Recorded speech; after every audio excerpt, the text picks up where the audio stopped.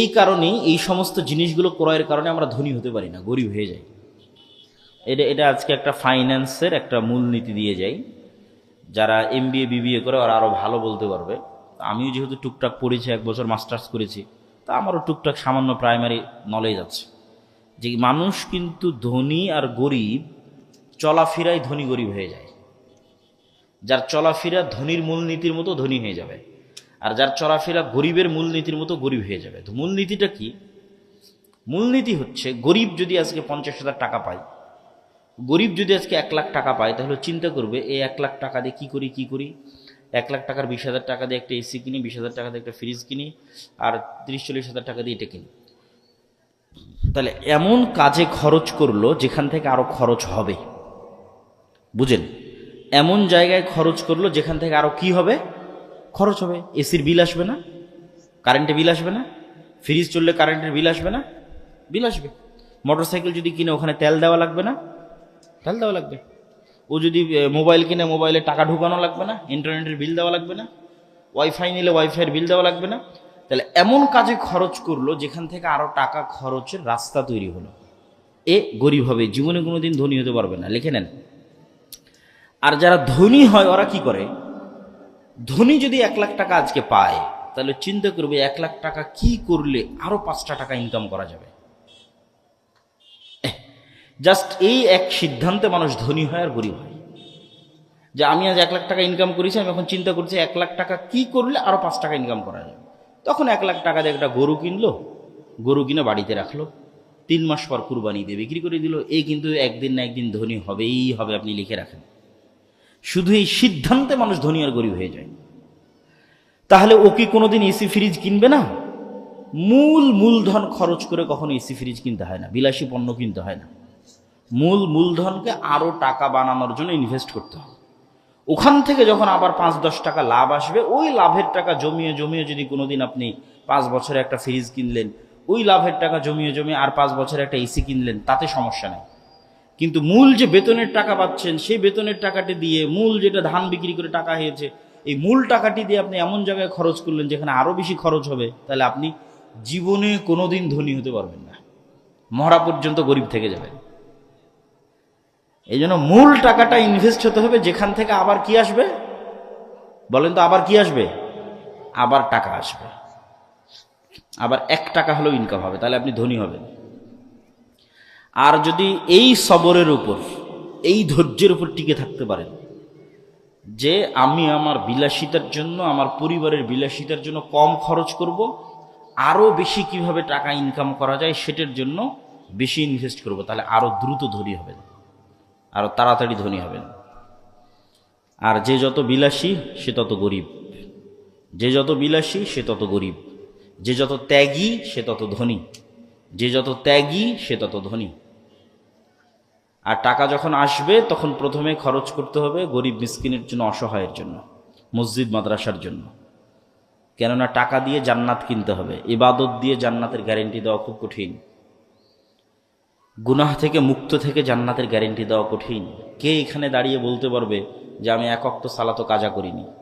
কে দাঁড়িয়ে বলতে পারবে যে আমি 1 ওয়াক্ত সালাতও দুনিয়ার কথা চিন্তা করি না? কেউ বলতে পারবে না। কে দাঁড়িয়ে বলতে পারবে যে আমি নিষ্পাপ, জীবনে একটাও গুনাহ করিনি? তাহলে আল্লাহর সামনে দাঁড়িয়ে বলতে পারবেন না আল্লাহ 1 ওয়াক্ত সালাতও কাজা করি না, তবে আমাকে জান্নাত দিতেই হবে? বলতে পারবেন না। আল্লাহ আমি জীবনে একটাও গুনাহ করিনি, জান্নাত দিবা না কেন? তাহলে জান্নাতে যাওয়া নির্ভর করতেছে আল্লাহর দয়ার উপর, যে আল্লাহ সালাত তো অত ভালো মতো আদায় করতে পারিনি, মাফ করে দাও। আল্লাহ গুনাহ তো অনেক করেছি, ক্ষমা করে দাও। আল্লাহ দয়া করে ক্ষমা করে দিলে জান্নাতে যেতে পারবে। কিন্তু চ্যালেঞ্জ দিয়ে জান্নাতে যাওয়ার 2টা রাস্তা আছে। চ্যালেঞ্জ, জান্নাতে যাবই, তার একটা হচ্ছে টাকা। যে ঠিক আছে যতদূর পারছি আল্লাহর ইবাদত করি, অন্তত 5 ওয়াক্ত সালাত ঠিক রাখি, কবিরা গুনাহ থেকে বেঁচে থাকি। তারপরে যদি ভুল ত্রুটি কিছু হয়, ইবাদতে যদি কিছু কমতি হয়, তাহলে জান প্রাণ দিয়ে টাকা ইনকাম করো, টাকা ইনকাম করে ওই টাকা আল্লাহর রাস্তায় দান করো। দিয়ে কিয়ামতের মাঠে ধনী অবস্থায় উঠো, গরিব অবস্থায় উঠিও না। দুনিয়াতে যারা ধনী তাদের যে কোনো বিপদ ওরা টাকা দিয়ে কাটিয়ে উঠতে পারে। যে ঠিক আছে এখনই আমার অসুখ হয়েছে, চলে গেলাম সিঙ্গাপুর, টাকা আছে যে। ঠিক আছে আমার এই সমস্যা, কেস কোর্ট কাছারি মামলা হয়েছে, টাকা দিয়ে বের হয়ে গেল। জরিমানা দিয়ে বের হয়ে গেল। তো এই সেম ধনী মানুষেরা কিয়ামতের মাঠে এক্সট্রা বেনিফিট পাবে যদি কিয়ামতের মাঠে ধনী অবস্থায় উঠে। তো কিয়ামতের মাঠে তার ইনস্ট্যান্ট টাকা ইনকাম করার সুযোগ নাই, কিয়ামতের মাঠে তার ইনস্ট্যান্ট মানুষের কাছে টাকা ধার নেওয়ার সুযোগ নাই। তাহলে কিয়ামতের মাঠে ধনী অবস্থায় উঠতে হলে আগেই দিয়ে যেতে হবে, মানে এখন কোটি কোটি টাকা কিয়ামতের অ্যাকাউন্টে জমা করে যেতে হবে। দিয়ে এখন কিয়ামতের মাঠে যখন উঠলেন তখন আপনি মনে করেন 100 কোটি টাকার মালিক, কথার কথা বলতেছে। দেন 100 কোটি টাকার মালিক, যত সালাতে কমতি আছে, আর যত আল্লাহর হস্তে গুনাহ আছে, আর যত মানুষ পাওনাদার আছে, যে আল্লাহ আমার নামে গীবত করেছে, আল্লাহ আমাকে গাল দিয়েছে, আল্লাহ আমাকে কমেন্টে নিন্দা করেছে, আল্লাহর কাছে তো কেস আসতে থাকবে। আর ও পাশে বসে থেকে টাকা দিতে থাকবে। আর 100 কোটি টাকার মালিক না, টাকা দিতে দিতে দিতে দিতে জান্নাত আর কিনা হয়ে গেছে। কোনোটাতেই আর ওকে কেউ আটকাতে পারলো না, ও এখন সোজা জান্নাতে চলে যাবে। বলেন আল্লাহু আকবার। এই জন্য জান্নাত নিশ্চিত করার জন্য টাকা লাগবে, এবং ওই টাকা আল্লাহর রাস্তায় ব্যয় করতে হবে। ওই সমস্ত মানুষেরা খুবই ভাগ্যবান যারা টাকা ইনকামও করতে পারে, আবার টাকা আল্লাহর রাস্তায় ব্যয়ও করতে পারে।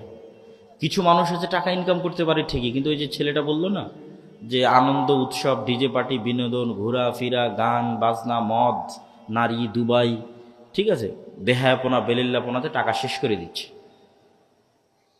তো ওর কথা নয়, যে টাকা ইনকামও করতে পারে আবার টাকা কোথায় ব্যয় করতে পারে?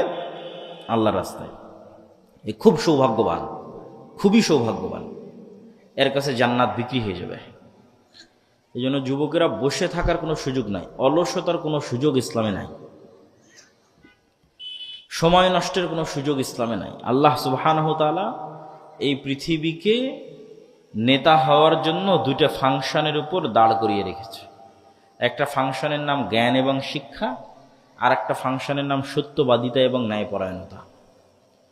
তুমি মোবাইলের যেই বাটনে চাপ দিবা সেই বাটন সেইভাবেই কাজ করবে। তো এখন ইহুদি খ্রিস্টানেরা যদি জ্ঞান অর্জন করে, শিখে, পড়ে, লেখে, আর মুসলমানের সন্তানেরা, সৈয়দপুরের সন্তানেরা যদি গান বাজনা, ফ্রি ফায়ার, পাবজি, ইউটিউব, ঠিক আছে, আইপিএল, বিপিএল, অনলাইন বেটিং, জুয়া, বিড়ি, সিগারেট, মদ, এগুলো যত সময় নষ্টের রাস্তা আছে এগুলোতে সময় নষ্ট করে, তো আল্লাহ বলবে না যে ইহুদি খ্রিস্টান তোরা থাম, তোরা এত পড়তেছিস, এত জ্ঞান অর্জন করতেছিস, তোদেরকে আমি নেতা বানাবো না। আমার সৈয়দপুরে একটা মদখোর, জুয়াখোর বান্দা আছে, ওকে নেতা বানাবো। এটা করবে নাকি আল্লাহ? তোমাদের কি মনে হয় আল্লাহ এটা করবেন? জি না। যে জ্ঞান অর্জন করবে ওই নেতা হবে, এভাবেই পৃথিবী দাঁড়িয়ে আছে। আর যে এই যে জুয়া, মদ, নেশায় সময় দিবে, গোলাম হবে বাই ডিফল্ট, অটোমেটিক গোলাম।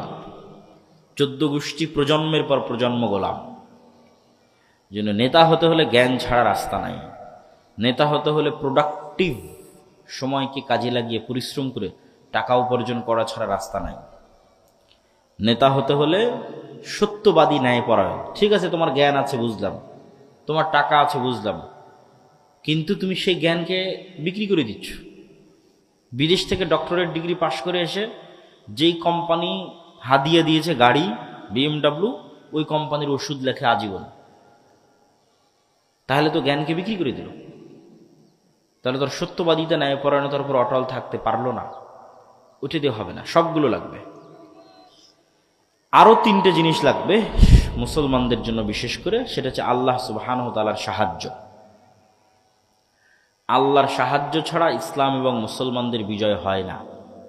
আর আল্লাহর সাহায্য পৃথিবীতে নেমে আসে রাতের সালাত দিয়ে, সকাল সন্ধ্যার জিকির দিয়ে। সালাত এবং জিকির পৃথিবীতে আল্লাহর সাহায্য নেমে আনার টেকনোলজি, প্রযুক্তি, এবং পৃথিবীর সর্বোচ্চ পর্যায়ের প্রযুক্তি। ধরো আমাদের সামনে একটা উন্নত মানের দরজা, যেমন আজকের যদি কোনো ঢাকা অথবা চিটাগাংয়ের কোনো বড় অফিসে যাও, তাহলে সেই অফিসে গিয়ে দেখবা যে দরজায় লক দেওয়া আছে, ফিঙ্গারপ্রিন্টে লক ওপেন হচ্ছে, দরজার লক, অথবা পাসওয়ার্ডে দরজার লক ওপেন হচ্ছে, অথবা কার্ড প্রেস করলে, 5 স্টার হোটেলগুলোতে কার্ড প্রেস করলে দরজার লক ওপেন হয়ে যায়। তো এই যে দরজায় লক দেওয়া আছে, মনে করো আমরা এমন একটা দরজার সামনে দাঁড়িয়ে আছি, যেই দরজা এর চাইতেও উন্নত প্রযুক্তির, আরো উন্নত প্রযুক্তির। সেই দরজাতে লক নির্ধারণ করা আছে 3 ভাবে। দরজার সামনে নির্ধারিত সময়ে আসতে হবে, ওই টাইমে আসলেই দরজার লক কাজ করবে, ওই টাইমের বাইরে আসলে কাজ করবে না। তাহলে নির্ধারিত সময়ে দরজার সামনে এসেছো, দরজার সামনে আসার পর ওই দরজার মধ্যে একটা চিত্র, যেমন ফেস ভেরিফিকেশনে একটা পিকচার নিয়ে নেয়, ডানে বামে তাকিয়ে পিকচার নিয়ে নেয়, ফেস ভেরিফিকেশনে ধরলে এটা ওপেন হয়ে যায়। তো ওখানে একটা চিত্র ইনস্টল করা আছে, আপলোড দেওয়া আছে, যেটার সাথে মিললে দরজাটা ওপেন হবে। তো শুধু কি চিত্র না, প্রত্যেকটা পার্টের সাথে একটা সাউন্ড ওখানে ইনস্টল করা আছে, যে এই পার্টে যদি এই সাউন্ড উচ্চারণ করে দরজা খুলবে। তাহলে মনে করো নির্ধারিত সময় আমরা দরজার সামনে আসলাম, এসে এভাবে দাঁড়ালাম, এটা একটা চিত্র ওই দরজাতে ইনস্টল দেওয়া আছে। এবার সাউন্ড আলহামদুলিল্লাহ রাব্বিল আলামিন আর রহমানির রহিম, সাউন্ডও মিলে গেল। এবার রুকুতে গেলাম, ওইটাও একটা চিত্র, ওইটাও ওই দরজায় ইনস্টল দেওয়া আছে, ওইটার সাথে একটা সাউন্ড ম্যাচ করা আছে, সুবহান রাব্বিল আযীম, সুবহান রাব্বিল আযীম। সিজদায় গেলাম, ওটাও একটা পিকচার, ওটাও ওই দরজায় ইনস্টল দেওয়া আছে, ওখানকার সাউন্ড সুবহান রাব্বিল আলা ওটার সাথে ম্যাচ করলো। নির্ধারিত সময়ে গেলা, নির্ধারিত পিকচার গেল, নির্ধারিত সাউন্ড গেল, ওই দরজাটা খুলে গেছে। এইটা এমনি উদাহরণ হিসেবে বোঝানোর জন্য তোমাকে বলতেছি। তো আল্লাহ সুবহানাহু ওয়া তাআলার সাহায্য পৃথিবীতে নেমে আসবে, গায়েবী মদদ। তো গায়েবের পাসওয়ার্ড, গায়েবের ওই দরজা ওপেন হবে সালাত দিয়ে। বল আল্লাহু আকবার। আল্লাহর সাহায্যের দরজা উন্মুক্ত হয় সালাতে। এই জন্য সূর্যগ্রহণে আল্লাহর নবী সালাত পড়ে, চন্দ্রগ্রহণে আল্লাহর নবী সালাত পড়ে, বৃষ্টির দরকার হলে আল্লাহর নবী সালাত পড়ে, জানাজার জন্য আল্লাহর নবী সালাত পড়ে, যুদ্ধের মাঠে সালাত পড়ে, যে কোনো বিপদ আপদে সালাত পড়ে। কেন, এটার চেয়ে পাওয়ারফুল কোনো টেকনোলজি পৃথিবীতে নাই, যেটা পৃথিবীতে আল্লাহর সাহায্য নামিয়ে আনতে পারে আসমান থেকে। এই জন্য মুসলমানেরা যারা সালাত আদায় করে না, এরা আল্লাহর গন্তির মধ্যেই পড়ে না, আল্লাহর কাউন্টের মধ্যেই পড়ে না, খাতাতে নামই নাই। এই জন্য ও ধর্তব্যের মধ্যে আসবে না, সার্টিফিকেট পরীক্ষা কোনো কিছুতেই কাউন্ট হবে না। যতক্ষণ আছে সালাতে ততক্ষণ কাউন্ট হবে। আরও যদি তোমাদের সহজ করার জন্য বলি, ইয়াং জেনারেশন, তোমাদের সহজের জন্য বলতেছি, ইবনুল কাইয়িম রাহিমাহুল্লাহ বলছে যে বান্দা যখন সালাতে দাঁড়ায় এবং নির্ধারিত সিজদার জায়গায় চোখ রাখে, তখন আল্লাহ সুবহানাহু ওয়া তাআলা তার নূরের পর্দা সরিয়ে বান্দার মুখোমুখি হয়ে যান। বান্দার অন্তর যখন দুনিয়ার অন্য কোনো কথায় ব্যস্ত হয়ে যায়, তখন আল্লাহ আবার নূরের পর্দা দিয়ে সরে যান, বান্দার আর মুখোমুখি থাকেন না। তো এই উদাহরণ যেহেতু ইবনুল কাইয়িম রাহিমাহুল্লাহ দিয়েছে, আমি তোমাদের বোঝার জন্য আরও সহজ উদাহরণ দিই। তোমরা অনলাইনে জুমে ক্লাস করো না? অনেকেই অনলাইনে ক্লাস করেছো, এরকম কে কে আছো এখানে? যখন ক্লাস করো তখন ইন্টারনেট কানেক্ট থাকার কারণে তোমার টিচার অনলাইনে আসলো, তুমিও জুমে লগ ইন করে ক্লাসে ঢুকে গেলা। তাহলে তোমার চেহারা তোমার টিচার দেখতে পাচ্ছে, তুমি তোমার টিচারের চেহারা দেখতে পাচ্ছ। তো ইন্টারনেটের যে প্রযুক্তি, এই প্রযুক্তির চাইতেও হাজার এবং কোটি গুণ টপ লেভেলের প্রযুক্তি হচ্ছে সালাত, যেটাতে বান্দা তার রবের মুখোমুখি হয়ে যায়। বল আল্লাহু আকবার। তো তুমি যেমন ওই যে ক্লাসে অনুপস্থিত যদি থাকো, তোমাকে পরীক্ষা দিতে দিবে, তোমাকে সার্টিফিকেট দিবে। অনলাইন ক্লাসে তুমি তোমার টিচারের মুখোমুখি হলো না, অনুপস্থিত থাকলা, তো তোমার সার্টিফিকেটও নেই, তোমার নাম্বারও নাই, কিছুই নেই। তো তুমি দিনে 5 বার রবের দরবারে গিয়ে হাজিরা দিলে না, ওই সেম সিস্টেমে, সেম ফরম্যাটে, যেটাতে গায়েবে নির্ধারণ করা আছে, লাউহে মাহফুজে যে ফরম্যাট নির্ধারিত আকারে আছে, ওটার সাথে মিলতে তো হবে। ওটাই তো পাসওয়ার্ড হিসেবে বললাম। তুমি দিনে 5 বার ওই কাজটা করলে না, তো তুমি তো আল্লাহর গন্তির খাতার মধ্যেই নাই। তোমার এখন বাকি আমল দিয়ে লাভ কি? তোমার ভোট দিয়ে লাভ কি? তোমার তাকবীর দিয়ে লাভ কি? তোমার মিছিল দিয়ে লাভ কি? কোনোটাই কোনো কাজে আসবে না, সব বাদ, সব জিরো। আগে হাজিরা হতে হবে, হাজিরা হওয়ার পর বাকি কাজ। এই জন্য 5 ওয়াক্ত সালাতের কোনো বিকল্প নাই। নিজের পরকাল বাঁচাতে, আল্লাহর সাথে নিজের সম্পর্ক ঠিক রাখতে এবং গোলামি থেকে মুক্তির লক্ষ্যে 5 ওয়াক্ত সালাত সবার আগে, সবার চেয়ে জরুরি। 2 নাম্বার আর একটা আমরা বলেছি জিকির। একটু পানি বা একটু চা দিয়েন তো। সকাল সন্ধ্যার জিকির। জিকির বোঝানোর জন্য, এরকমই তোমাদের পরিভাষায় বোঝানোর জন্য আমি বলি, জিকির হচ্ছে সাউন্ড টেকনোলজি। আওয়াজ কেন্দ্রিক একটা টেকনোলজি, একটা প্রযুক্তি। এই যে এখানে যত ক্যামেরা আছে, পানি দিলেও হবে, সমস্যা নেই, এখানে যত ক্যামেরা এবং মোবাইল আছে এগুলো সবগুলোই আলো বা লাইটের যে ওয়েভ তরঙ্গ আছে ওই টেকনোলজির উপর দাঁড়িয়ে আছে। সমস্যা নেই, সমস্যা নেই, জাযাকাল্লাহ।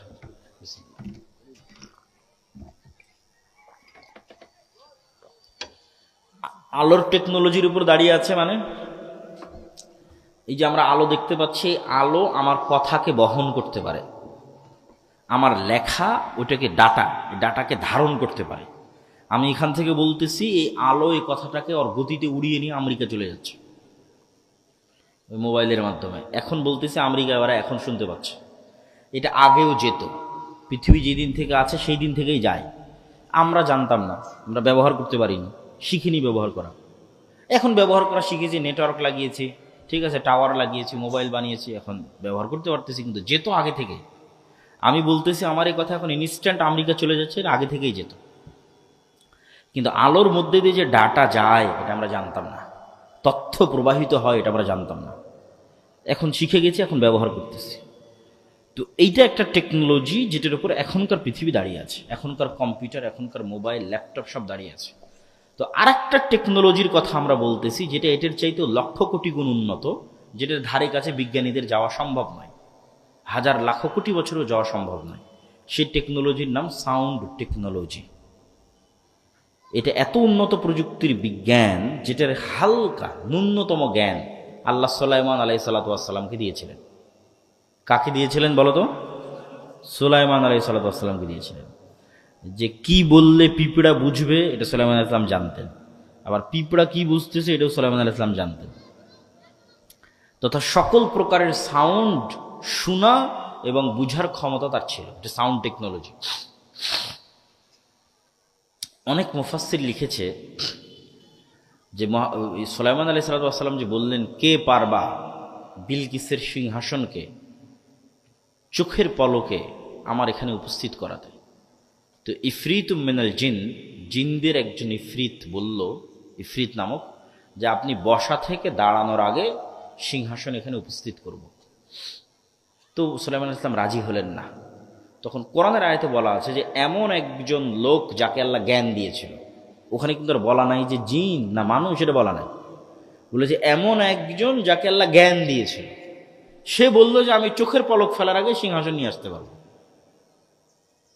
জিন কিন্তু পারেনি। আগে যে ইফরিত নামক জিন, ও বলে যে আপনি দাঁড়িয়ে আছেন বসার আগে অথবা বসে আছেন দাঁড়ানোর আগে নিয়ে আসবো। সুলাইমান আলাইহিস সালাম এটাতে রাজি হয়নি।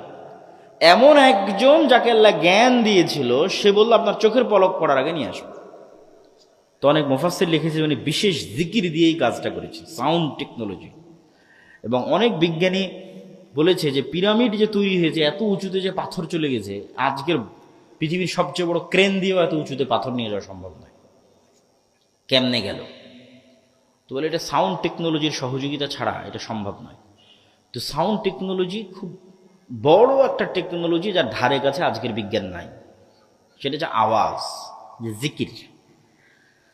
তো আল্লাহ সুবহানাহু ওয়া তাআলা ইসরাফিলকে বাঁশি দিয়ে রেখেছেন। ইসরাফিলের কান খাড়া হয়ে আছে। সারা পৃথিবী ধ্বংস করা হবে, আসমান জমিন ফেটে চৌচির হয়ে যাবে, পাহাড়গুলো আকাশে উড়বে আওয়াজের প্রভাবে, ইসরাফিলের বাঁশির আওয়াজে। তাহলে আওয়াজ কত পাওয়ারফুল হতে পারে যে পুরো পৃথিবী ধ্বংস করা হবে কি দিয়ে? আওয়াজ দিয়ে। এবার পৃথিবীর সব মানুষ মরে গেছে, জিবরাইল, মিকাইল, মালাকুল মউত সব মরে গেছে, আল্লাহর আরশ বহনকারী তারাও মরে গেছে। আল্লাহ এখন সবাইকে জীবিত করবে অনেকদিন পর, কতদিন পর আল্লাহ ভালো জানে। তখন ইসরাফিলকে জীবিত করে আবার ইসরাফিলকে বলবে বাঁশিতে ফু দাও। এখন সারা পৃথিবীর মানুষ একবারে নিজ নিজ কবর থেকে উঠে উলঙ্গ এবং খালি পায়ে দৌড়াতে থাকবে আওয়াজে, ইসরাফিলের বাঁশির আওয়াজে। আওয়াজ কত পাওয়ারফুল হতে পারে! আওয়াজ জানা গেলে, আওয়াজ শিখা গেলে সে আওয়াজ খুবই পাওয়ারফুল। এমন কোনো অসম্ভব নয় যে অসম্ভব আওয়াজ দিয়ে সম্ভব করা সম্ভব নয়। তো ঠিক তেমনি মুহাম্মদ সাল্লাল্লাহু আলাইহি ওয়াসাল্লাম এবং তার উম্মতকে আল্লাহ যে মুজিজা দিয়েছেন, এটা মুসা আলাইহিস সালামের লাঠির চেয়ে বেশি পাওয়ারফুল। এটা ঈসা আলাইহিস সালাম যে অন্ধর চোখে হাত দিয়ে বলে দিতেন যে এর চোখ হয়ে গেল বিসমিল্লাহ, কারো মাথায় টাক ছিল বিসমিল্লাহ বলে দিলে চুল হয়ে গেল। তো ঈসা আলাইহিস সালামের ওই মুজিজার চেয়েও পাওয়ারফুল আল্লাহ একটা মুজিজা মুহাম্মদ সাল্লাল্লাহু আলাইহি ওয়াসাল্লাম এবং উম্মতে মুহাম্মাদিকে দিয়েছে, সেটা হচ্ছে এই কোরআন। বলেন আল্লাহু আকবার। কেননা এই কোরআন কার আওয়াজ? আল্লাহর, সরাসরি আল্লাহর আওয়াজ। বলেন আল্লাহু আকবার। এই কোরআনের শব্দ এবং বাক্য আল্লাহর, যেটা আল্লাহ সুবহানাহু ওয়া তাআলার কাছ থেকে জিবরাইল আলাইহিস সালাম শুনেছে, জিবরাইলের কাছ থেকে মুহাম্মদ সাল্লাল্লাহু আলাইহি ওয়াসাল্লাম শুনেছে। এটা আল্লাহর আওয়াজ, আল্লাহর শব্দ। এই জন্য এটির চেয়ে পাওয়ারফুল এবং শক্তিশালী আর কিছু নাই পৃথিবীতে এই কোরআনের চেয়ে। কেন এটা সাউন্ড টেকনোলজি, সাউন্ডের চেয়ে পাওয়ারফুল কিছু নাই। এই বিজ্ঞানের ধারে কাছে নাই, এই আওয়াজের ধারে কাছে নাই। এই জন্য জিকিরের মধ্যে সর্বশ্রেষ্ঠ জিকির হচ্ছে কোরআন। ওইটার উপর ঈমান থাকতে হবে, বুঝতে হবে, পড়তে হবে, সকল কাজে লাগবে, সকল কাজে। তো যে কোনো অসম্ভবকে সম্ভব করা যায় জিকির দিয়ে। এইটার আর দুটো উদাহরণ দিয়ে আজকের বক্তব্যের শেষের দিকে চলে যাব। মুসা আলাইহিস সালাতু ওয়াস সালামকে আল্লাহ যখন ফেরাউনের কাছে পাঠালেন, তখন মুসা আলাইহিস সালামকে আল্লাহ লাঠি দিলেন, বগলের নিচ থেকে হাত বের করলে সেটা জলজল করে, এই মুজিজা দিলেন। তারপরে মুখের যে জড়তা ছিল সেটা ভালো করে দিলেন। সব ভালো করে দেওয়ার পর আল্লাহ মুসা আলাইহিস সালামকে বলছেন, ওয়ালা তানিয়া ফি জিকরি। মুসা, এগুলো যা দিলাম এগুলো সব অ্যাক্টিভ থাকবে, ফাংশন করবে যদি তুমি আমাকে জিকিরে না ভুলে যাও। খবরদার আমাকে জিকিরে ভুলবা না। এখন কল্পনা করেন মুসা আলাইহিস সালাম এক সপ্তাহ থেকে নামাজে নাই, সালাত আদায় করেন এক সপ্তাহ থেকে জিকিরে নাই। তো এখন এক সপ্তাহ পরে লাঠি ছাড়ে, লাঠি আর সাপ হয় না। লাঠি দিয়ে সমুদ্রের উপর বাড়ি মারে, রাস্তা হয় না। লাঠি দিয়ে পাথরে আঘাত করে, ঝর্ণা তৈরি হয় না। কারণ এগুলো সব ডিঅ্যাক্টিভেট হয়ে গেছে। যুবকেরা বুঝতে পারলা? তোমাদের ফেসবুক, টিকটকের অ্যাকাউন্ট ডিঅ্যাক্টিভেট হয়ে যায় না? ডিঅ্যাক্টিভেট হয়ে গেছে। এটা অ্যাক্টিভেট থাকবে ততক্ষণ যতক্ষণ পৃথিবীর সর্বোচ্চ মেশিন হচ্ছে কালব। মুসা আলাইহিস সালাতু ওয়াস সালামের কালব সালাতের মাধ্যমে এবং জিকিরের মাধ্যমে আল্লাহর সাথে কানেক্টেড থাকবে, ততক্ষণ আল্লাহ যে মুজিজাগুলো দিয়েছে এগুলো ফাংশনাল থাকবে। সমুদ্রে বাড়ি মারলে রাস্তা তৈরি হয়ে যাবে, পাহাড়ে পাথরে আঘাত করলে ঝর্ণা তৈরি হয়ে যাবে, ছেড়ে দিলে সাপ তৈরি হয়ে যাবে।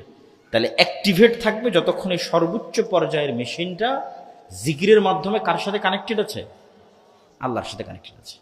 তাহলে নেটওয়ার্কে বিচ্ছিন্নতা আসা যাবে না। বুঝতে পারেন? নেটওয়ার্কে বিচ্ছিন্নতা আসলে আর বাকিগুলো কোনো কাজ করবে না। এই জন্য জিকির খুবই গুরুত্বপূর্ণ। জিকিরবিহীন কলব এবং সালাতবিহীন মানুষ, এর সাথে আল্লাহ সুবহানাহু ওয়া তাআলার কোনো লেনাদেনা নাই। এরা শয়তানের গোলাম, শয়তানের দাস, শয়তানের বন্ধু। এরা যদি কোনো ভাগাড়ে পড়ে মরেও যায়, তবু আল্লাহ সুবহানাহু ওয়া তাআলা দেখতে যাবে না কে ভাগাড়ে পড়ে মরল। কোনো মূল্য নাই আল্লাহ সুবহানাহু ওয়া তাআলার কাছে। কানেকশনই নাই, নেটওয়ার্কই নাই, বিচ্ছিন্ন, পশুর মতো। কিন্তু মুসা আলাইহিস সালাম যেহেতু জিকিরের মাধ্যমে আল্লাহর সাথে কানেক্টেড, সালাতের মাধ্যমে আল্লাহর সাথে কানেক্টেড, সারা ইব্রাহিমের স্ত্রী জিকিরের মাধ্যমে আল্লাহর সাথে কানেক্টেড, সালাতের মাধ্যমে আল্লাহর সাথে কানেক্টেড। যখন যা মুখ দিয়ে উচ্চারণ করবে আল্লাহ সুবহানাহু ওয়া তাআলা তাই করবে। যে যত আল্লাহ সুবহানাহু ওয়া তাআলার অনুগত বান্দা, আল্লাহ সুবহানাহু ওয়া তাআলা তার অনুগত বান্দার জন্য পুরো পৃথিবীর সাথে যুদ্ধ করতে পারে, পুরো পৃথিবীর বিরুদ্ধে যুদ্ধ ঘোষণা করে দিতে পারে। পুরো পৃথিবী যদি তার আল্লাহ সুবহানাহু ওয়া তাআলার অনুগত বান্দাকে অত্যাচার বা জুলম করে। তাহলে জিকিরের আর একটা উদাহরণ দেই। জাকারিয়া আলাইহিস সালাতু ওয়াস সালাম, উনি একদিন দেখছেন যে মারিয়াম আলাইহিস সালাতু ওয়াস সালামের কাছে কুল্লামা দাখালা আলাইহা জাকারিয়াল মিহরাব ওয়াজাদা ইনদাহা রিজকা। যখনই মারিয়াম আলাইহিস সালাতু ওয়াস সালামের কাছে জাকারিয়া আলাইহিস সালাতু ওয়াস সালাম যান, তখনই দেখেন অসময়ের ফলমূল। ক্বালা ইয়া মারিয়াম আন্না লাকি হাযা। মারিয়াম, এগুলো কোথায় থেকে আসে? ক্বালাত হিয়া মিন ইনদিল্লাহ, আল্লাহর পক্ষ থেকে আসে।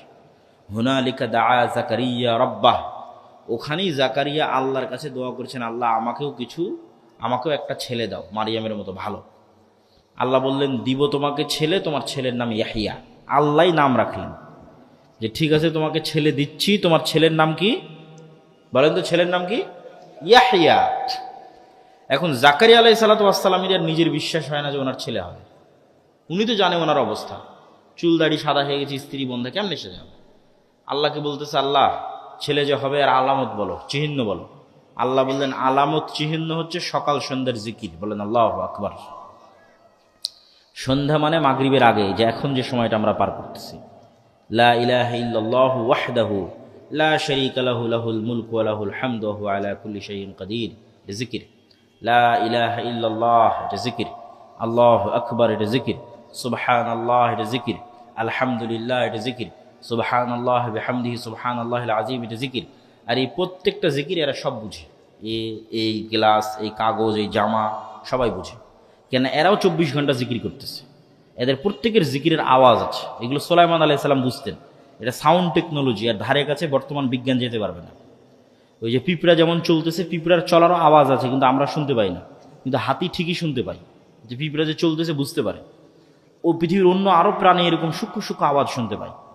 তো এরাও 24 ঘন্টা জিকির করতেছে। আমরা যে জিকির করি ওটা ওরাও বুঝতে পারে। এই জন্য কিয়ামতের মাঠে মুয়াজ্জিন যখন আজান দেয়, আর আজান যদ্দূর পর্যন্ত যাবে, সব জীবজন্তু, জড়বস্তু, জড় পদার্থ, কীট পতঙ্গ, পঙ্গপাল আল্লাহর দরবারে সাক্ষী দিবে। কেন? ওই আজান ওরা শুনেছে, বুঝেছে, কেন ওরা নিজেরাও জিকির করে। তো এই জন্য সালাত এবং জিকির আল্লাহর গায়েবী মদদ পাওয়ার দুইটা বড় রাস্তা পৃথিবীতে নিয়ে আসার। আর এগুলো সব আলোচনা বিস্তারিত পাবা আল্লাহর পথে যাত্রা। এই বইটা লেখাই হয়েছে আল ইমান বিল গায়েবে ইয়াকিন তৈরি করার জন্য। ভবিষ্যৎ যে প্রজন্ম আজ থেকে 20-30 বছর পর ইসলামী বিপ্লব করে বাংলাদেশে ইসলামের পতাকাকে উড্ডীন করবে, এদের সম্পর্ক আগে মজবুত হতে হবে আল্লাহর সাথে। আল্লাহর সাহায্য ছাড়া ইসলামের বিজয় হয় না, ফুল স্টপ। আল্লাহর সাহায্য যেখানে নাই, ওখানে দুনিয়ার স্বার্থ বিজয় হতে পারে, ইসলাম বিজয় হবে না। এই জন্য আমাদের প্রথম বই আল্লাহর পথে যাত্রা, এটা বিপ্লব তৈরি করার বই। এর পরের বই আসবে বাস্তব জগতের কাজ নিয়ে, পরের বই আসবে যে কিভাবে ইসলামী বিপ্লব হতে পারে। কিন্তু আল্লাহর সাহায্য যতক্ষণ নিশ্চিত না হয়েছে কোনো কাজ হবে না। যেন আল্লাহর সাহায্য নিশ্চিত হওয়ার জন্য আল্লাহর সাথে সম্পর্ক মজবুত লাগবে। আল্লাহর সাথে সম্পর্ক মজবুত করতে চাইলে গায়েব সম্পর্কে জ্ঞান অর্জন করতে হবে। ফেরেশতারা কিভাবে কাজ করে, ফেরেশতাদের অস্তিত্ব কেমন, পরকাল কি, জান্নাত জাহান্নাম কি, কিভাবে এই সমস্ত জীবজন্তু, কীট পতঙ্গ, পঙ্গপাল জিকির করতেছে, সালাত কি কাজ করে, জিকির কি কাজ করে, শয়তান কিভাবে কাজ করে, রূহ কিভাবে কাজ করে, নফস কিভাবে কাজ করে, এগুলো সব গায়েবের জ্ঞান। এগুলো সব গায়েবের জ্ঞান দিয়ে আল্লাহর পথে যাত্রা বইটা পূর্ণ করা আছে। প্রত্যেক মসজিদে এই বইয়ের উপর সপ্তাহে অন্তত একদিন 1-2 পৃষ্ঠা করে দার্স হতে হবে, প্রত্যেক মসজিদে, খুবই জরুরি। প্রত্যেক স্কুল, কলেজ, ইউনিভার্সিটি সব জায়গায় পাঠ চক্র হতে হবে, প্রতি সপ্তাহে অন্তত একদিন এই বইটার উপর। ওই উদ্দেশ্য করে এই বইটা লেখা। তোমরাও যারা এখানে মক্তবের দায়িত্ব পালন করছো, তারা সহ আরও যারা বিভিন্ন অঞ্চল থেকে এখানে এসেছেন, আমাদের লাবলু ভাই আছে, নুরুল আমিন আছে, প্রত্যেক নিজ নিজ মসজিদে এই বইয়ের দার্স চালু করতে হবে সপ্তাহে একদিন।